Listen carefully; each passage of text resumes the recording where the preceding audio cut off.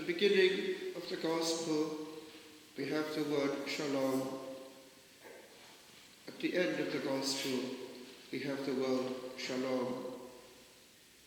For the word used by the angel, which comes through to us as hail, by the Latin ave, would have been shalom. And the next bit is difficult to translate. It comes through as, in Latin, gratia plena, full of grace, plena feminine, because she's a lady. But that's doing its best to put into Latin what is already difficult in Greek. It's one word. It's the verb favoured. That's all. Favoured. Kecharitomeni, in the feminine, passive. So, working back into the Hebrew idiom, because I have the Gospel, the New Testament in Hebrew at home, working back, it comes through as the best we can do with what the angel would have used, and it is this: Shalom, Esheth, Chen. Peace, that is greetings, woman of grace. And the word Chen is found again in other names like John. And theologians ever since have asked, what exactly does this mean? Reading on in the Gospel, in this very passage, we find that the word comes again. For thou hast found favour, same word, grace and favour, with God. Now, it took many centuries to work out what that meant. The problem, as you know, is that she is on our side of the equation. She is human, daughter of Abraham, highest honour of our race, and therefore logically needs redemption. And yet the centuries had the intuition that she was very different. The East is reluctant to put things in print, but knows things. They express their puzzlement in beautiful poetry and liturgy. The unutterable is suggested, not utterly, directly said. And so we have all the time in their liturgy expressions of majesty, even for this highest honour of our race. When she's mentioned, they stand, cross themselves 3 times, and they add these wonderful adjectives.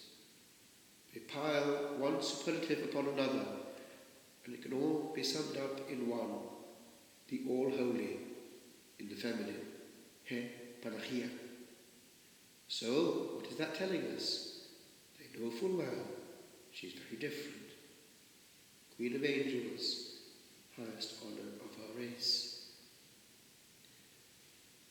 It took courage for Blessed Pius IX to step out and to use the authority which he intuited to have, although as yet, remember, it had not yet been defined, to proclaim that she was immaculately conceived, and in so doing explained how the two were reconcilable.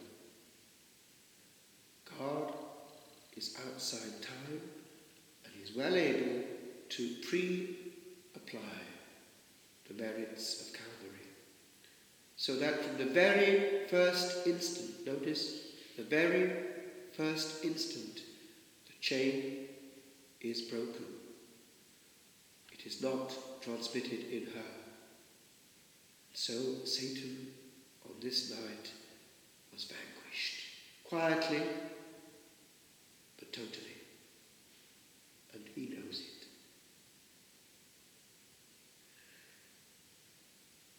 with regard to what happened, it was in 1854 the dogma was proclaimed, already after the word had come from heaven, of all places, in Paris. This hidden little young nun, daughter of charity on every level, being called at midnight amongst lit lamps by a little angel waking her from sleep to come to the chapel, and she is able to put her folded hands on the knees, the lap of this beautiful lady. The chapel of Rue de Bac, and the chair is still there. And what was she shown? The medal, which was so miraculous that very soon it took on the name of the miraculous medal. And what was written on it? Ô Marie, conçue sans péché, priez pour nous qui avons recours à vous. O Mary, conceived without sin. It's there, given by heaven. And Pius IX knew about it. And she came back after the event. Another poor hidden lassie who could hardly read, Bernadette. What was written? It was there actually until very recently on the statue. It's now been taken away, unfortunately. But they put it first in French, I am the Immaculate Conception. But then they went back and put it in the original language that she had used, the only one little Bernadette would understand. The local, simple patois. And do you know that the good priest asked her to ask her for a name, and this was the name that she came back with, and she didn't understand what it meant. She kept repeating it in her mind, conception, conception, conception, and she repeated what she had remembered to the good priest, and he looked. He knew what that meant, and that she couldn't have known it for herself. And so he eventually took her seriously. The Immaculate. Old Nick hates the Immaculate with a perfect, perfect hate. Why? He was the most brilliant of creatures. That, of course, could have gone either way, but he fell into the trap of pride. I know. But he was also, it would seem, given to understand that there would be this woman, bright as the sun, who would eclipse him. He couldn't bear it. And right to this day, he is always attacking anything to do with the Immaculate. I want to quote one or two things from one person who knows about the way he acts and the power he has and the hatred that he bears. Father Gabriel Amort, the great exorcist of Rome, who wasn't the least bit frightened of old Nick. He would start every exorcism with this non-liturgical sign to indicate who was in charge. The strength of possession is manifested also from the reaction of the demon to holy names. Many other things also indicate his presence. He can't bear, for instance, even the physical presence of a blessed rosary. He hates the rosary. Generally, The evil one does not and cannot say those holy names. He substitutes expressions such as he, referring to God or Jesus, or she, referring to Our Lady. Other times he says your boss or your lady to indicate Jesus or Mary. If the possession is very strong and the demon is high-ranking, notice this bit, if the demon is high-ranking, I repeat, the demons keep the rank that they held when they were angels, such as thrones, principalities, or dominions. Then it is possible for him to say the name of God and Mary, always followed by horrible blasphemies.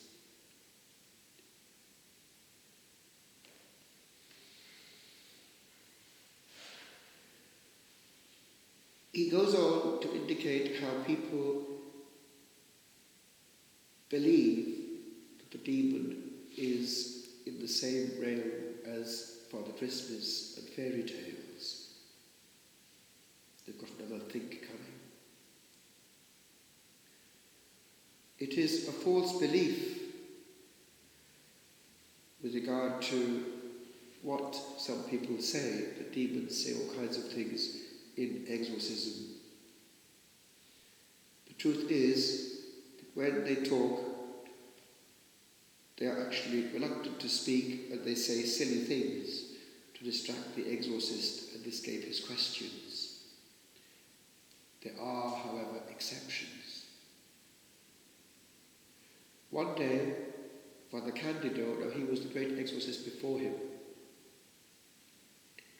invited a priest who prided himself on his skepticism to be present during an exorcism. The priest accepted, but his behaviour was disparaging. He stood with his arms crossed, without praying, as all who are present should actually be doing, and with an ironic smile. At one point, the demon turned to him and said, "You say that you do not believe I exist, but you believe in women. Yes, you believe in women, and how?"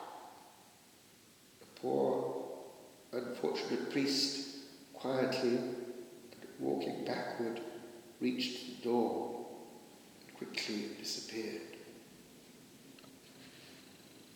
One thing they have in common, demons and those who serve him, wittingly or unwittingly. They share his traits, noise and pride. Both go hand in hand. A proud soul is a noisy specimen like the one they serve. The Immaculate is quiet, and her power is quiet. Let us be like her, available